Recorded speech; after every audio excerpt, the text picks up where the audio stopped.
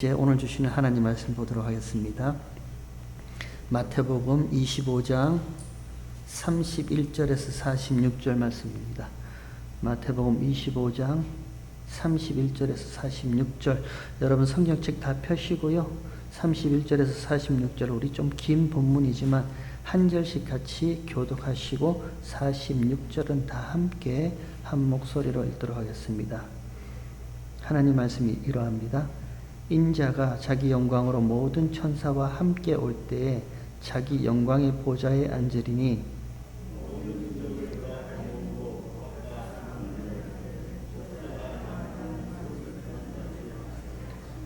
양은 그 오른편에 염소는 왼편에 두리라.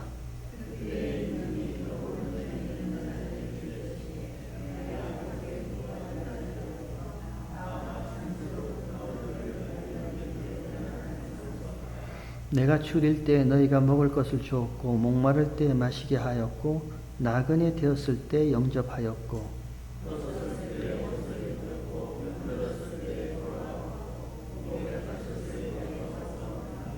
이에 의인들이 대답하여 가로되 주여 우리가 어느 때에 주의 줄이신 것을 보고 공개하였으며 목마르신 것을 보고 마시게 하였나이까.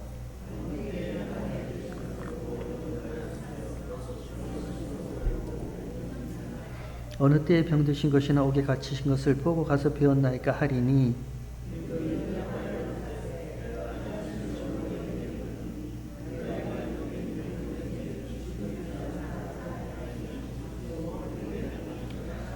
또 왼편에 있는 자들에게 이르시되 저주를 받은 자들아 나를 떠나 마귀와 그 사자들을 위하여 예비된 영영한 불에 들어가라.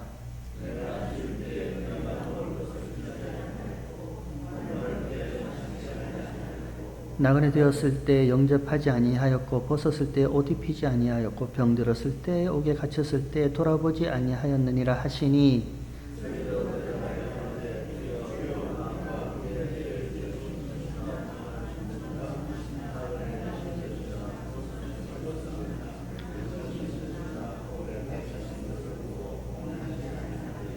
이에 임금이 대답하여 가라사대 내가 진실로 너에게 이르노니 이 지극히 작은 자 하나에게 하지 아니한 것이 곧 내게 하지 아니한 것이니라 하시니 46절 한 목소리로 읽도록 하겠습니다. 저희는 영벌에 의인들은 영생에 들어가리라 하시니라. 아멘. 오늘 읽은 본문이 좀 깁니다. 이 긴 본문의 내용을 한 문장으로 이렇게 요약하면 이렇습니다.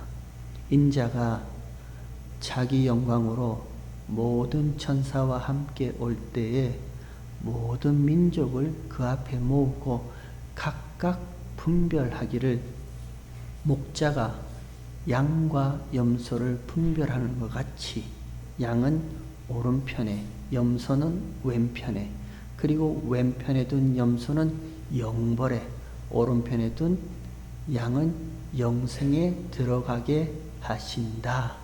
이렇게 한 문장으로 요약할 수 있습니다. 이것도 좀 길죠? 이 긴 문장을 한 단어로 한번 압축해 보면요. 분별입니다. 분별. 영어 번역으로 보면 separate 이렇게 번역되어 있습니다. 분별. 그런데 조금 그 영어 번역이 흥미로운 것이요. Separate sheep from the goat라고 되어 있어요. 염소로부터 양들을 separate 한다 이렇게 번역되어 있어요. 이와 같이 인자가 자기 영광으로 모든 천사와 함께 올 때에 모든 민족을 그 앞에 모으고 separate people one from another이라고 이렇게 번역되어 있어요. 그냥 마구잡이라는 게 아니라 염소들 가운데 양들을 거기서부터 쏙쏙 뽑아서 오른편에 separate 분별하신다 이렇게 되어 있습니다. 그러면 질문해야 됩니다, 여러분. 질문이 생겨야 됩니다. 무슨 질문요? 기준. 어떤 기준으로, 무슨 기준으로 인자가 자기 영광으로 올 때 모든 민족을 그 앞에 모으고 양들은 오른편에 염소들은 왼편에 그렇게 두시는 기준이 있을 거 아니에요. 그 기준이 무엇인지를 물어봐야 돼요. 그 기준이 뭐예요?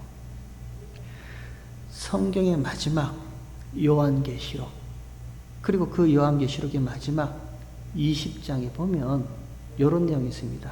시작하자마자 성경을 좀 찾게 해서 죄송한데 여러분 성경 요한계시록 20장을 한번 이렇게 찾아보시기 바랍니다. 요한계시록 20장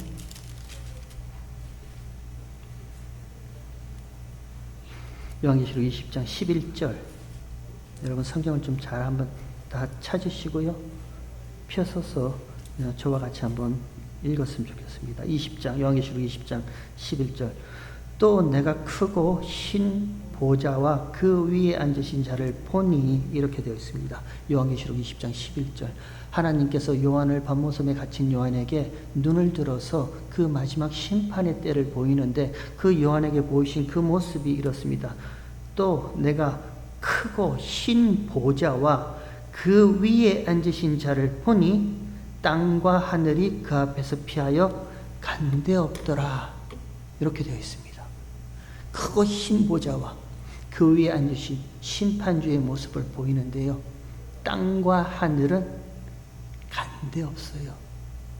이게 무슨 말인가 하면 하늘과 땅, 저와 여러분이 그토록 갖고 싶고 소유하고 싶은 이 땅요, 이 땅의 것들요, 내 집 하나 없어서 그렇게 힘들어하는, 내 몸 하나 누일 데 없어서 그렇게 어려워하는 이 땅의 것들요, 가치 있다 생각하는 것들요, 저와 여러분 마음속에 늘 아쉬움밖에 없는 가치 있어서 내가 저거는 반드시 내가 가지고 내가 소유하고 내가 자랑할 거야 라고 그렇게 했던 마치 영원할 것 같은 하늘, 그 하늘 아래의 땅, 그 땅의 것들은 간데 없더라. 아무 가치 없는 거예요. 크고 흰 보좌 위에 앉으신 그 심판주 대신 그 하나님 앞에, 그 재림의 예수님 앞에 그 땅의 것들은 아무 가치 없는 거고 아무 소용없는 것 같이 그렇게 요한에게 보여줍니다. 그리고 나서요. 그 다음에 12절에 또 내가 보니 죽은 자들이 물온대수하고 그 보좌 앞에 섰는데 책들이 펴있고 또 다른 책이 펴졌으니 곧 생명책이라. 죽은 자들이 자기 행위를 따라 책들에 기록된 대로 심판을 받는 모습을 보여줍니다. 우리 머릿속에 그림을 한번 그려볼까요? 죽은 자들이 물온대수하고 높고 낮음 상관없이 모두가 다 크고 흰 보좌와 그 위에 앉으신 분들 앞에 다 나왔습니다.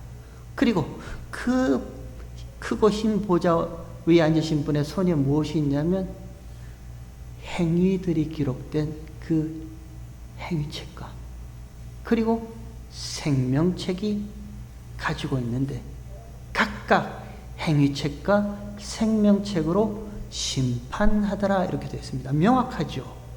간단하죠? 심판의 기준은 간단합니다. 생명책에 기록된 자는 오른편, 행위책에 기록된 자는 왼편, 각각 그렇게 심판을 합니다. 근데 그 다음에요. 그 다음 구절에 13절.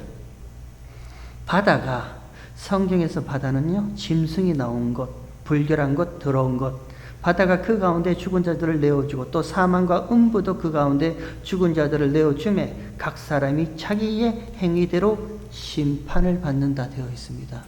여러분 오해하지 마십시오.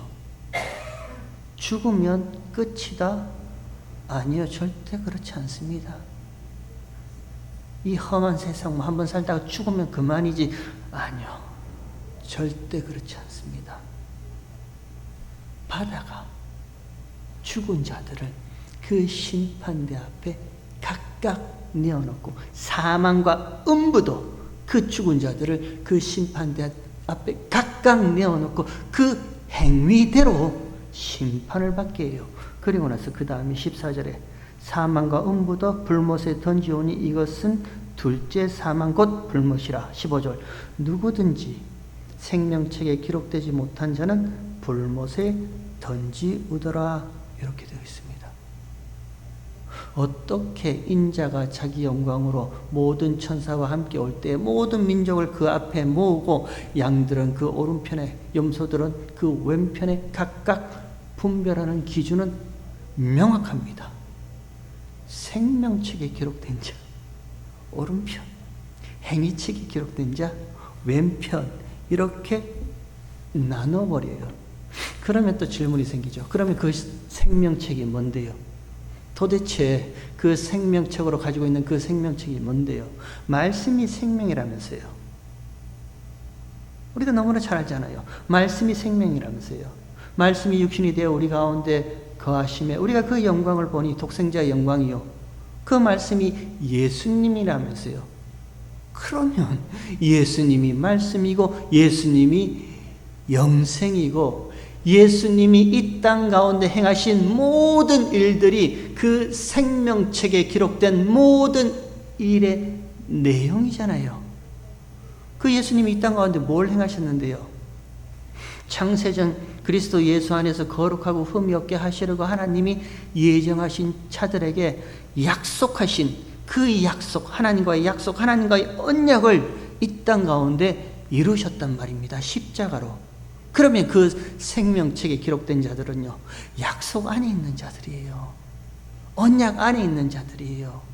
그 언약 안에 있는 자들은 예수님께서 거룩하고 흠이 없게 하시겠다는 하나님과의 약속을 이루심으로써요, 마지막 그 심판 때에 오른편에요, 양들 편에 각각 분별하여 거기에 둡니다.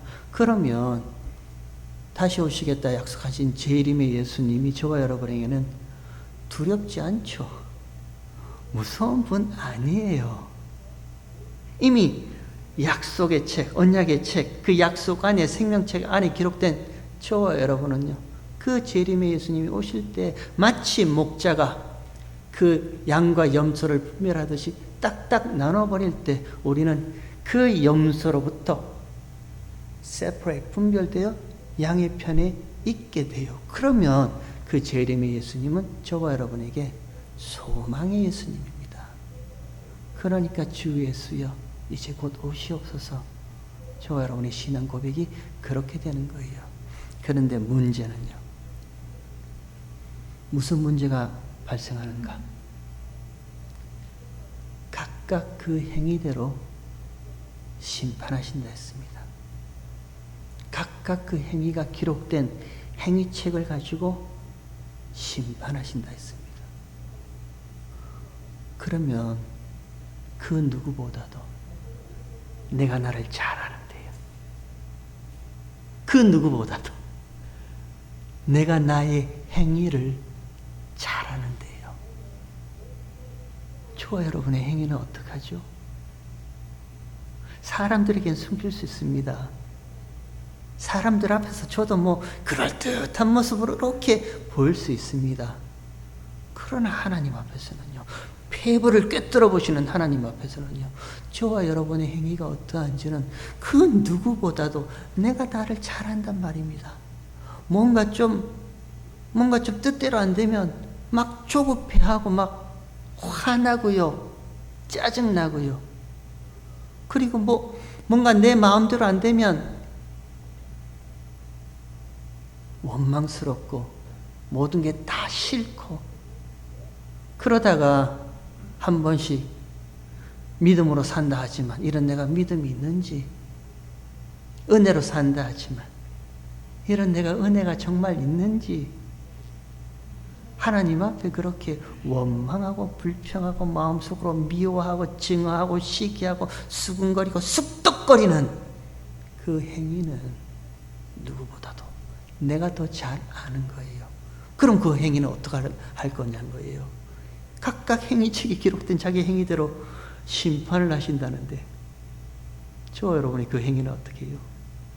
에베소서 2장 1절에 보면 사도 바울이 에베소 교회 의 성도들한테 이렇게 편지합니다. 에베소서 2장 1절에 보면 너희의 허물과 죄로 죽었던 너희를 살리셨도다, 이렇게 시작합니다. 너희의 허물과 죄로 죽었던 너희를 살리셨도다.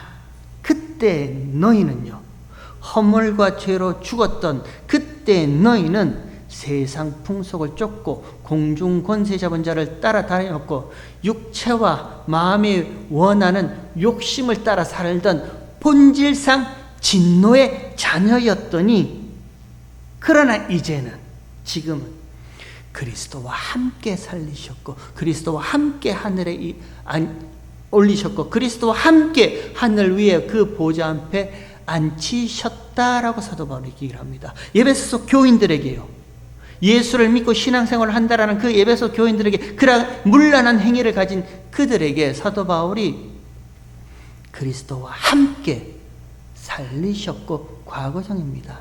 완료형입니다. 너희는 이미 그리스도와 함께 살리셨고 그리스도와 함께 하늘에 오르사 그리스도와 함께 보좌에 앉히셨다. 함께요, 연합이죠. In Christ요, 예수와 함께, 예수 안에서 이미 살리셨고 하늘에 올리셨고 보좌에 앉히신 너희의 모습이라는 거예요.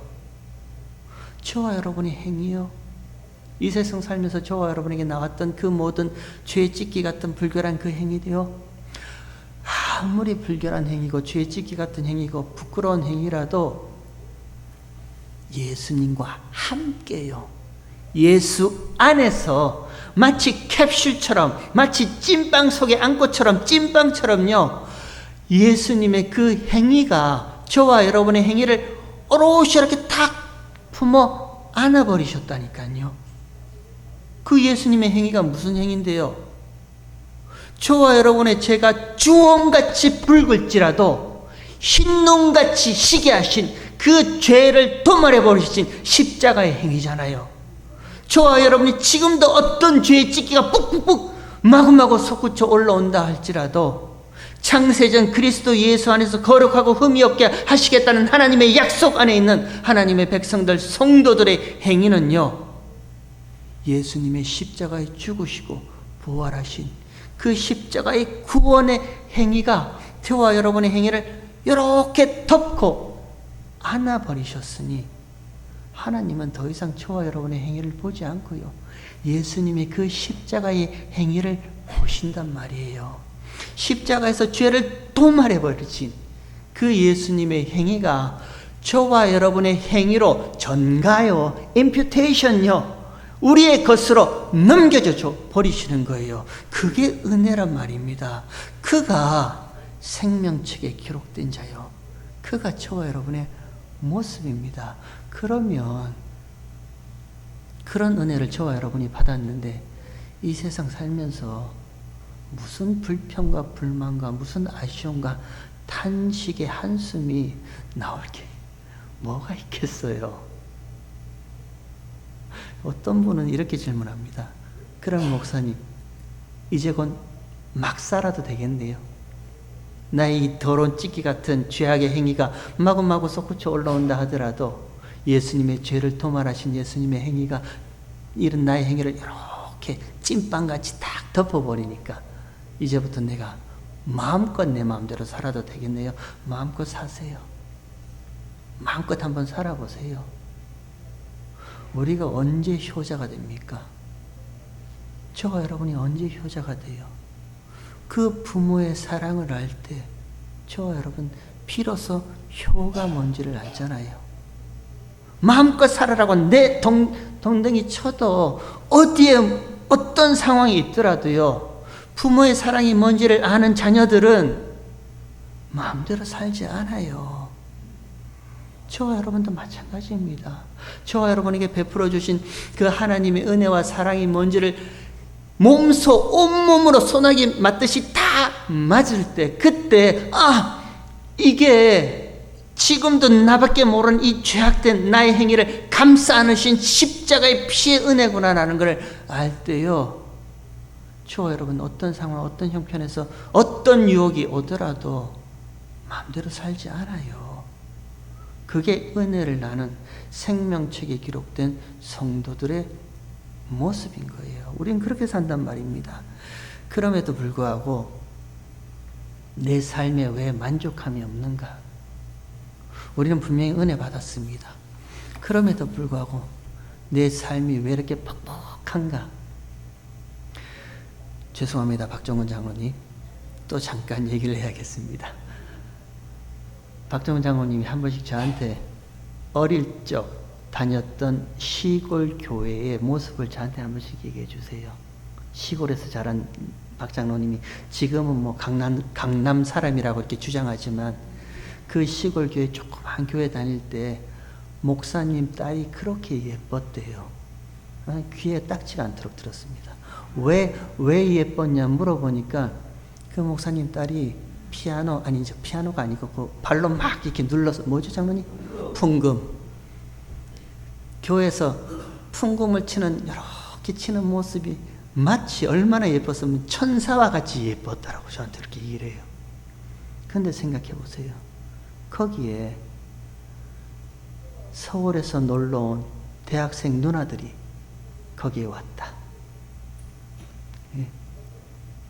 그리고 그 서울에서 놀러 온 대학생 누나들이 풍금? 아니요. 기타 치고 바이올린 키면서 이렇게 노래를 부른다. 그러면 풍금 치던 목사님 딸이 천사같이 예뻐 보여요? 아니죠. 갑자기 웬 시커먼 시골 아이같이 그렇게 보이겠죠. 저와 여러분이 이 세상 살면서 왜 이렇게 삶에 만족함이 없는가? 자꾸만 다른 것이 저와 여러분 눈에 들어오는 거예요. 예수님만, 그 십자가의 은혜만, 하나님만, 그 사랑만, 그 감격스러운 이런 나를 구원해 주신 그 구원의 감격만이 내 눈에 계속해서 들어왔는데 어느 순간부터인가요?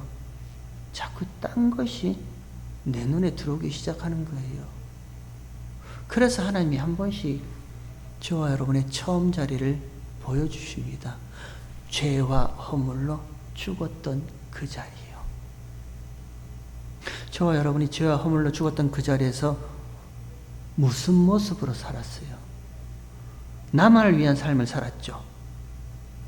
나만 만족하고 나만 행복하고 나에게만 모든 것이 좋은 삶, 우린 그 삶을 추구하고 살았잖아요. 허물과 죄로 죽었던 그 당시 죄인이었던 삶은요, 어찌 하든지 나만 좋으면 되는 거예요. 다른 사람 상관없어요. 나만 만족하면 그게 좋은 삶이었어요. 그렇지 않나요? 그 삶이 익숙하니까 내게 만족된 것이 나한테 오면 은혜 받았다 그래요. 저는 정말 이상해요.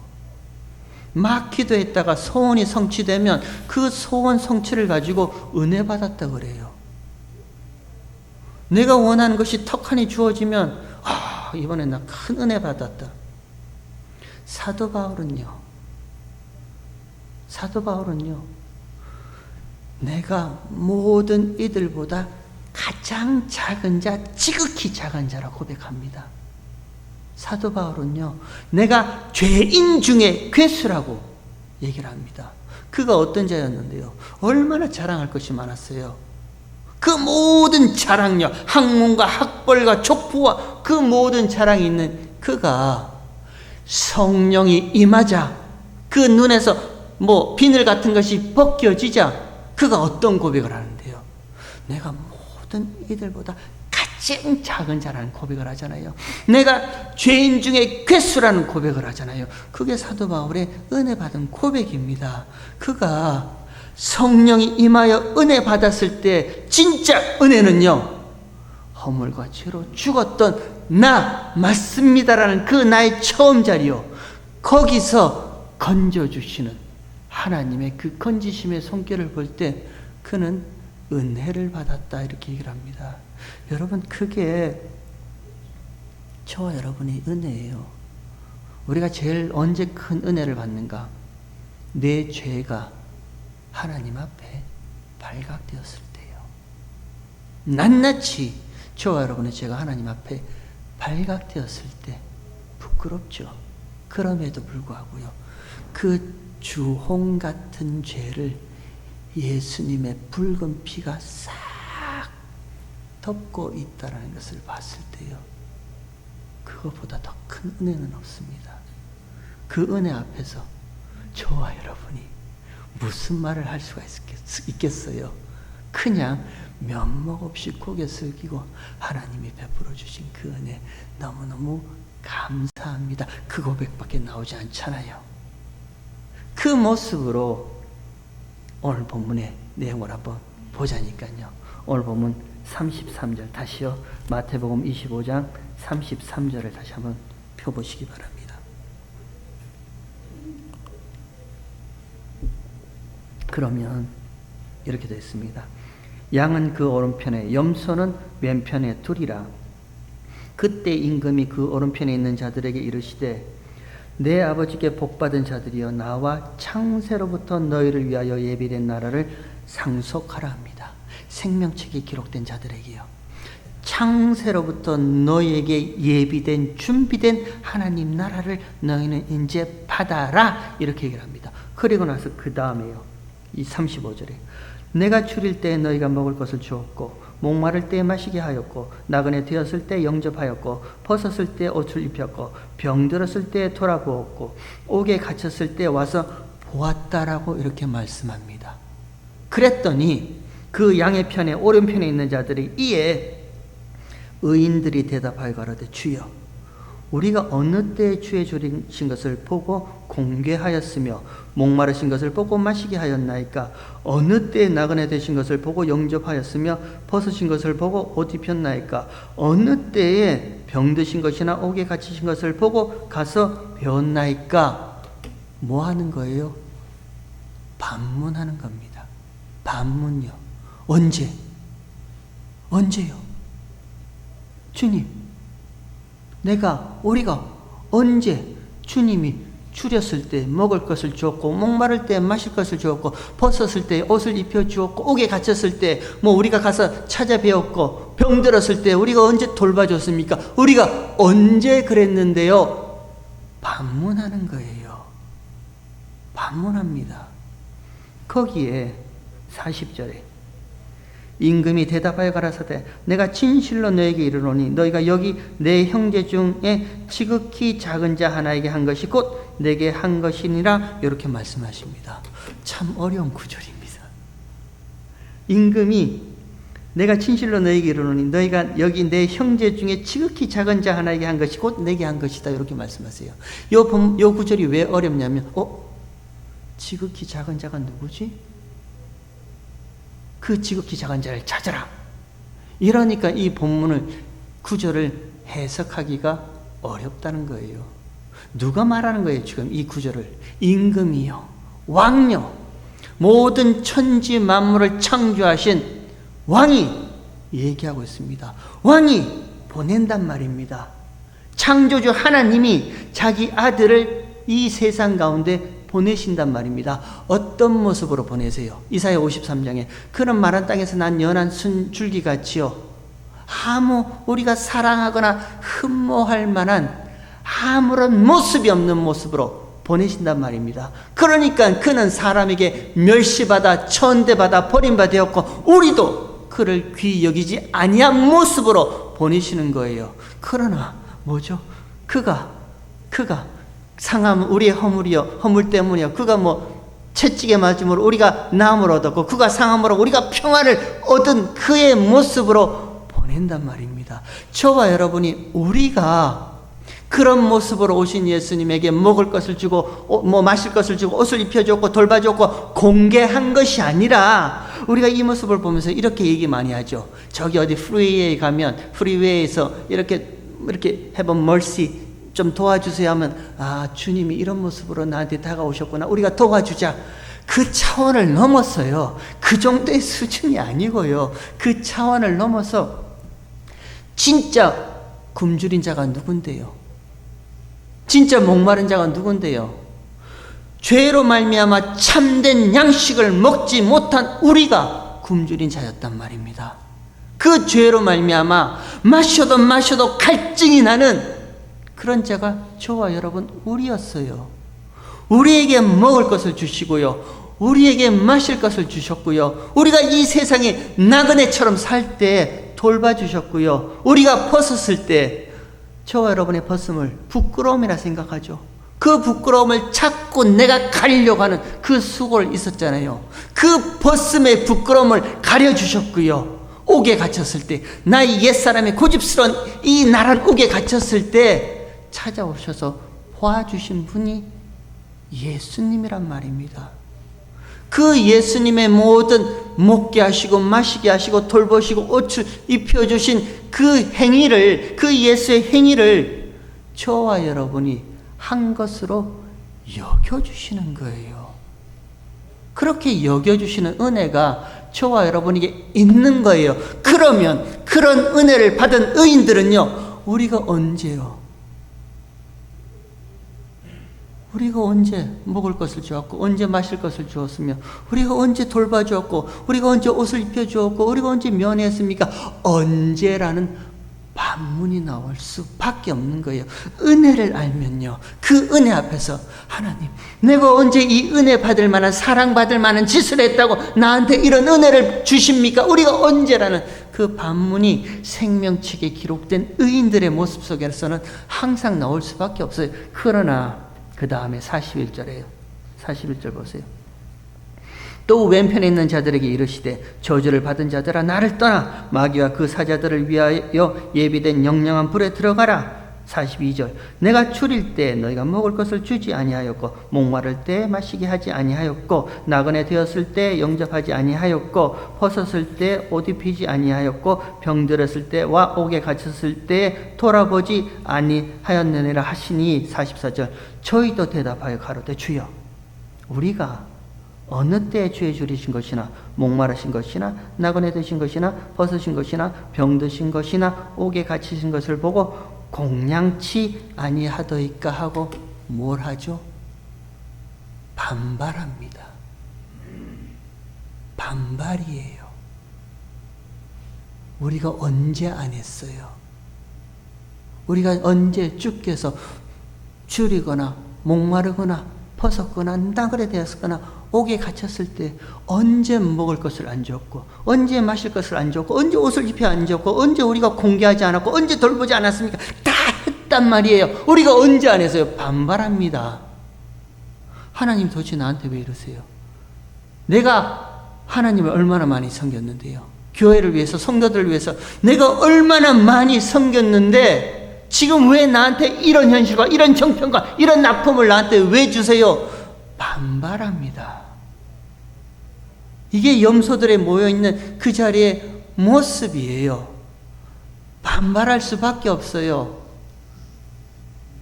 예수님은요, 저와 여러분의 그 어떤 더러운 찢기 같은, 죄의 찢기 같은 행위라도 예수님의 행위가 이렇게 품어주세요.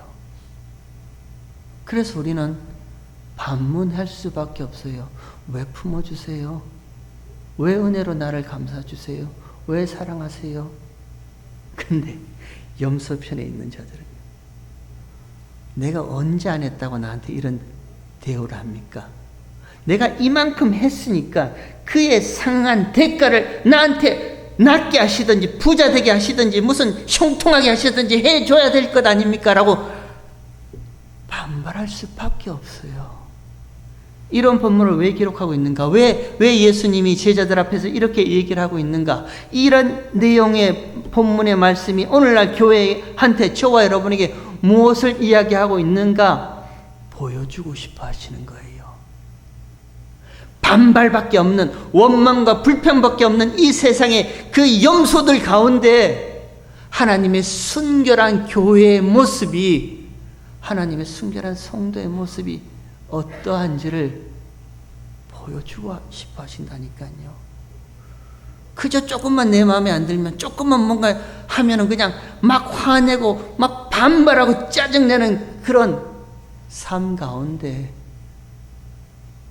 하나님의 은혜로 왜 이런 나 같은 죄인을 구원해 주셨는지 난 알 수 없습니다라는 반문하는 성도들의 모습, 교회의 모습이 이렇다는 것을요, 하나님은, 예수님은 세상 가운데 보여주고 싶어 하시는 거예요.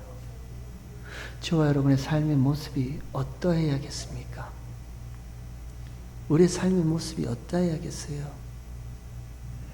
반발하고 싶으세요? 내가 이렇게 열심히 잘 섬겼고 봉사도 이만큼 많이 했는데 이제 와서 왜 나한테 이런 극심한 어려움을 주십니까? 반발하고 싶으세요? 괜찮아요. 그런 우리에게도요, 하나님께서 한 번씩 또 은혜를 베푸십니다. 이런 반발하고 싶은 나의 이 모습 가운데 예수의 피가 소복히 덮여져 있는 모습을 보여주세요. 그러면 그때 비로소 저와 여러분이 입술에도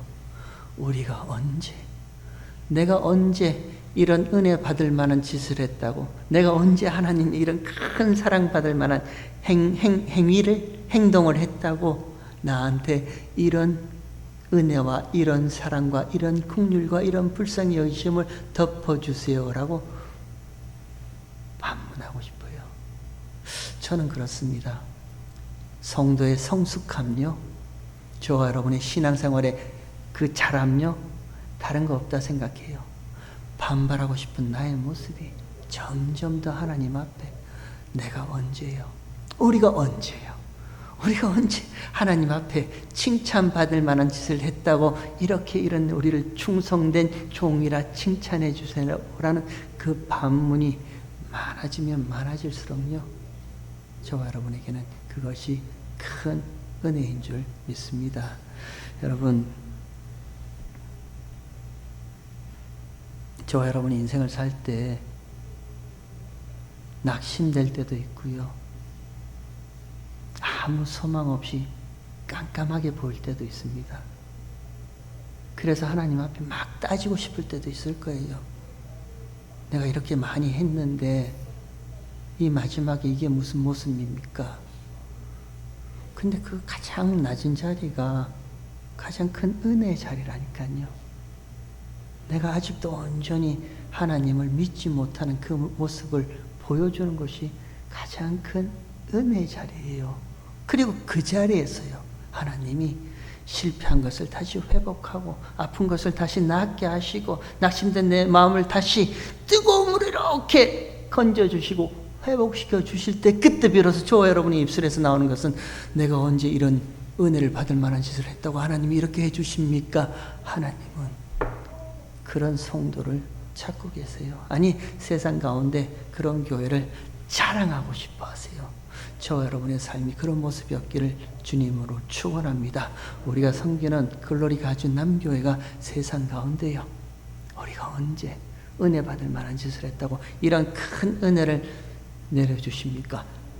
반문하는 그런 교회 되길 주의 이름으로 축원합니다.